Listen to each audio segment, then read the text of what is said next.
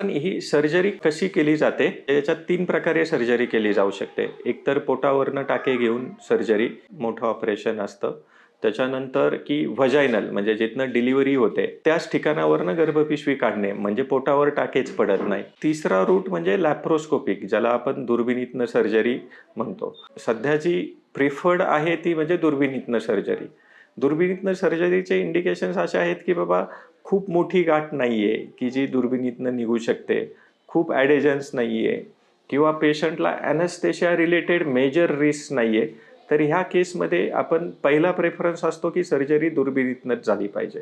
आता व्हजायनल सर्जरी केव्हा केली जाते की तुमची गर्भपिशवी आणि लघवीची पिशवी त्यावेळेस बाहेर येते आणि जरी गर्भपिशवी बाहेर येत नसेल पण युट्राईन साईज खूप मोठी नसेल तर फायब्रॉइड पण छोटे असेल तर ती पण नॉन डिसेंट व्हजायनल हिस्टेक्टॉमी आपण करतो.